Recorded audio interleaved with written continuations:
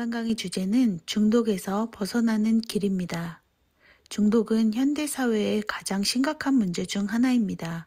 알코올, 담배, 약물, 마약, 도박, 게임, 인터넷, 디지털 미디어에 이르기까지 각종 중독이 현대인의 삶을 파괴하고 있습니다.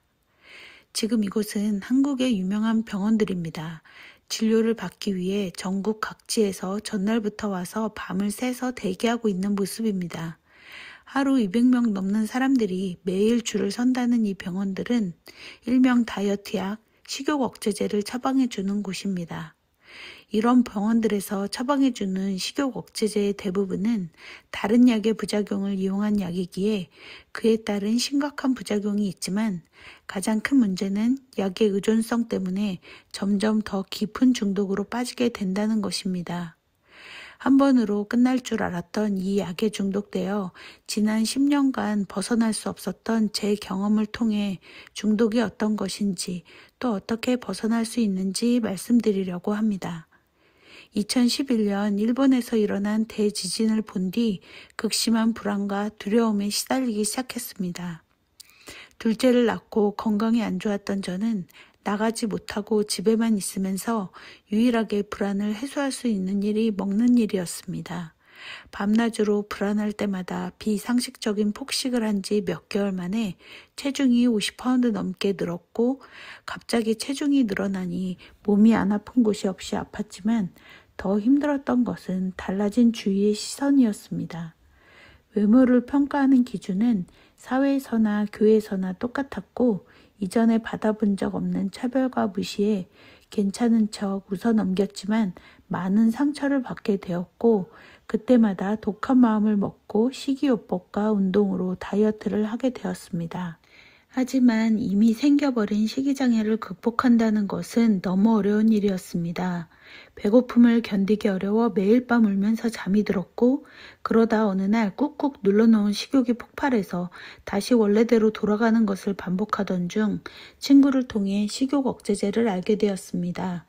운동은 얼마든지 할 수 있었지만 먹고 싶은 것을 참는 것은 너무나 어려운 일이었기에 일단 한 번만 도움을 받아 목표를 이루고 나면 그 다음은 내가 스스로 조절을 해야겠다 생각하고 처방을 받아 약을 먹기 시작했습니다. 그렇게 참기 어려웠던 식욕이 완전히 없어지니 당연히 살이 빠질 수밖에 없었지만 부작용을 견디는 것이 너무 힘들었습니다. 어떤 날은 온몸에 식은땀과 메스꺼움, 구토 증상으로 일어나기도 힘들었고 심장이 너무 빨리 뛰어서 숨쉬기조차 힘들었습니다. 누구에게 말할 수도 없었기에 이러다 어느 날 갑자기 죽을 수도 있겠다는 생각에 너무 두려웠습니다.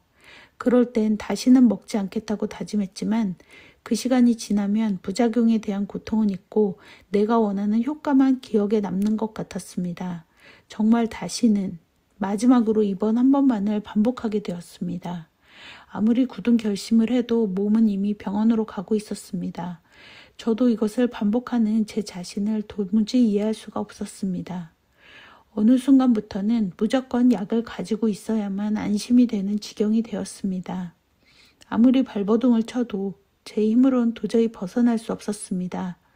벗어날 길을 찾던 중 신앙으로 중독을 극복한 사람들의 간증을 듣게 되었습니다. 기도를 하고 성경절을 외우고 함께 모여 성경 공부를 하고 감사노트를 매일 적고 봉사를 하는 등 다양한 방법으로 극복을 하게 되었다는 얘기에 저도 벗어날 수 있다는 희망을 갖게 되었습니다. 기도 제목을 적고 열심히 기도를 했고 성경절을 온 사방에 붙여놓고 외우고 약이 먹고 싶을 때마다 간절히 매달리며 기도를 했지만 아무리 노력해도 저에겐 어느 날 전혀 약을 먹고 싶지 않게 되었다든지 식욕이 저절로 없어졌다든지 하는 일이 일어나지 않았습니다. 왜 내 기도는 들어주지 않으시는 걸까 생각하다 함께 모여 기도하는 중보기도가 더 힘이 있다는 말을 듣게 되었고 기도 모임에서 어렵게 얘기를 꺼내 함께 기도해달라고 부탁하게 되었습니다. 정말 진심으로 함께 기도해 주었기에 큰 의지가 되었습니다.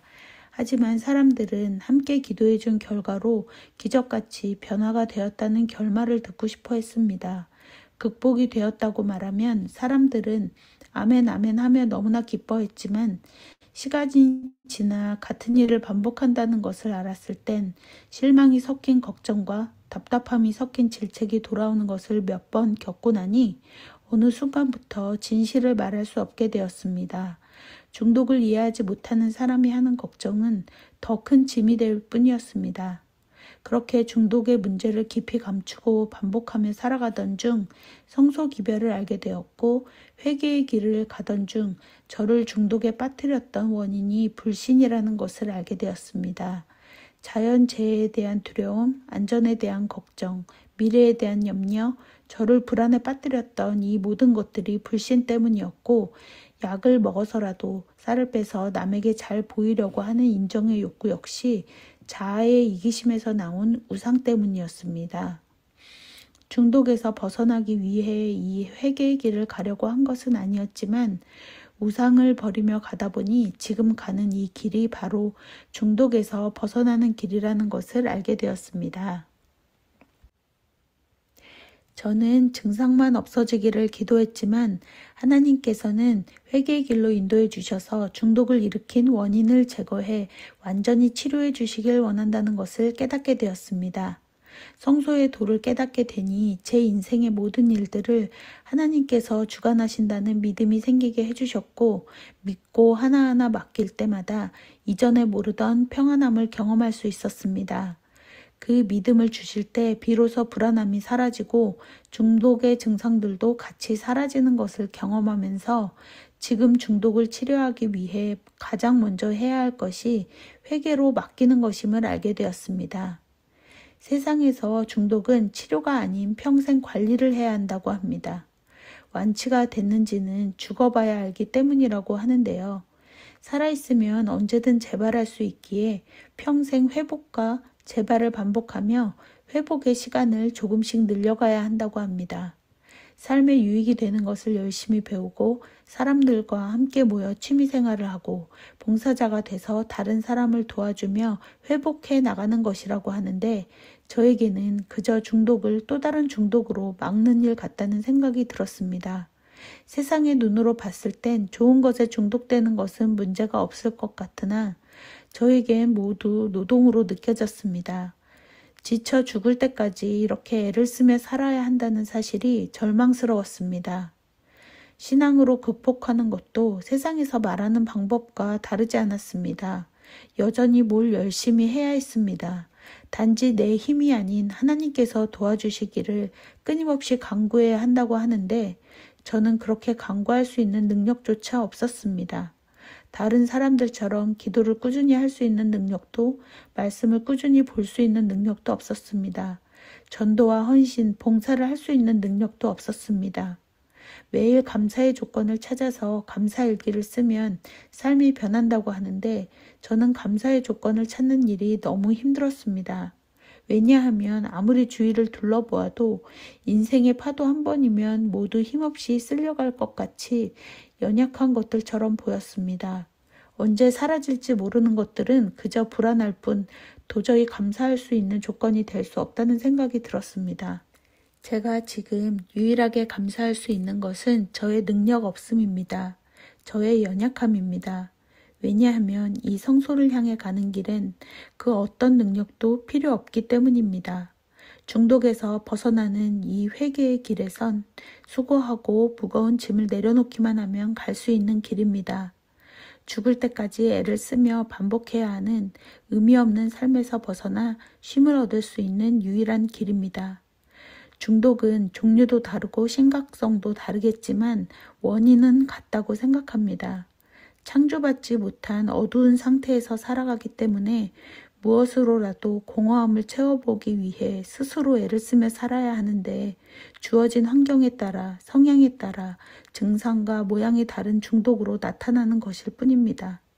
세상의 눈으론 증상에 따라 달라 보이겠지만 성소의 도에 비춰보면 좋은 중독도 나쁜 중독도 거듭난 이전에 모두 죄에 중독된 생명 없는 상태라는 것을 알 수 있었습니다. 지금 중독에 빠져 고통 중에 계신가요? 아니면 중독에 빠진 가족으로 인해 함께 고통받고 계신가요? 오랫동안 그런 문제가 있었다면 인생의 많은 것들을 잃어버린 힘든 상태에 계실 것입니다.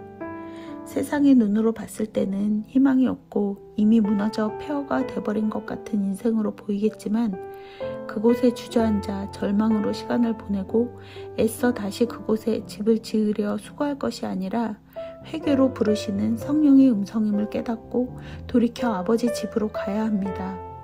세상에서는 완치할 수 없다고 하지만 중독에서 완전히 벗어날 수 있는 유일한 길이 여기 있습니다. 이 성소로 가는 길은 현실에 적용할 수 없는 이상도 이론도 아닌 지극히 현실적이고 실제적인 치료의 길입니다. 중독의 문제를 포함한 인생의 모든 문제에서 벗어날 수 있는 길입니다.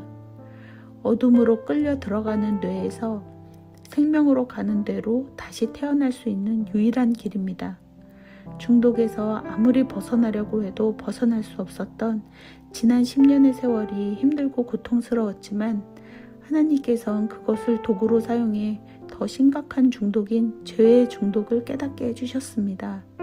죄에서 해방되고 중독에서 완전히 치유받을 수 있는 성소로 가는 길을 알려주셨고 후회로 가득한 시간을 가치 있는 시간으로 바꿔주셨기에 숨기고만 싶었던 이 문제를 나눌 수 있게 해주셨습니다. 이 마음의 변화가 저에게는 가장 큰 기적입니다. 이제 제 소망은 성소 십자가에 이를 때까지 전심으로 이 길을 걸어가 완전히 자아가 죽음으로 중독에서 죄의 중독에서 완전히 치유받는 것입니다. 죽어라 노력해서 조금씩 나아지는 것이 아니라 창조함으로 완전히 다른 인생을 살 수 있다는 것을 산 경험으로 증거하고 싶습니다. 어둡고 혼란 속에 살았던 이전 것은 완전히 지나가고 새 것으로 창조받음으로 남은 인생은 온전히 하나님의 창조의 능력을 증거하는 증인으로 살고 싶습니다. 너무 많은 사람들이 이 빛으로 가는 길을 알지 못해 어두움 속에서 중독으로 고통받고 있습니다. 하나님께서 이 사람들에게 빛을 비춰주라고 부르십니다.